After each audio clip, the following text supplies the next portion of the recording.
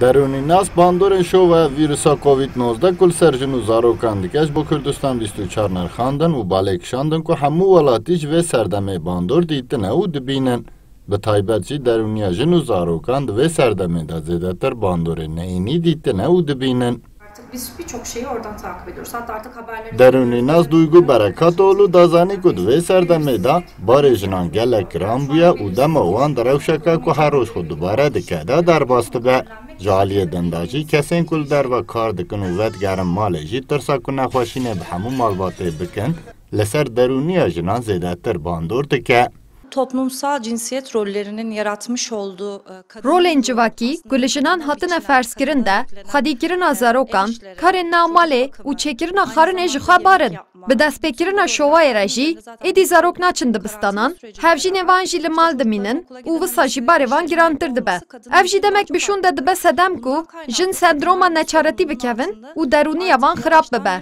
Tişta herî girîng, divê mêr di hemû karan de hewkariya jinan bikin û vek derûnî xwe amadeyî bi vê şovayê re jiyanê bikin.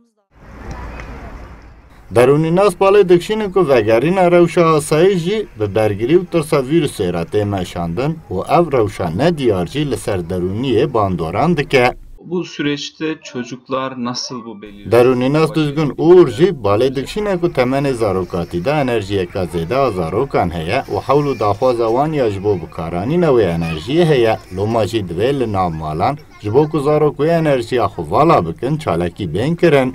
Dîsa divê metirsiya vîrusê jî li gor temenê zarokan birêbazên rast û baş bên vegotin û zarokan bidin zanîn ku ev rewş dê bê kontrolkirin û derbas bibe. Pandemi süreci öncelikle çocuklar için büyük bir belirsizlik yarattı. Di serdema şovayê de ji ber zarok fêrî wê pêvajoyê nînin zêdetir bandor dibînin. Loma jî divê malbat agahdar bin û li ser sê xalên bingehîn nêzîkayî li gel zarokan deynin. Yek, divê ji bo ew enerjiya xwe bikar bînin werzîş û çalakiyên nav malê bên kirin û nerahetiyên wan bi bêhfirayî bê pêşwazî kirin. Dîsa divê malbat ji bo ku zarok bikarin bi vê rewşa nediyar re serkêşî bikin, piştgiriya wan bikin û dema ku zarok televizyon û vîdeoyan temaşa bikin jî dibin çavderiyê de bin.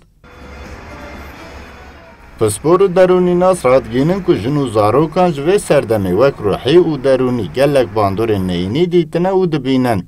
Lê divê hevkariya li nav malan di asteka baş da be û tirs û metirsiya ji nexweşînê jî bi awayekî zanistî bênirxandin û axaftin. Sidik Eren, Kurdistan 24, Diyarbekir.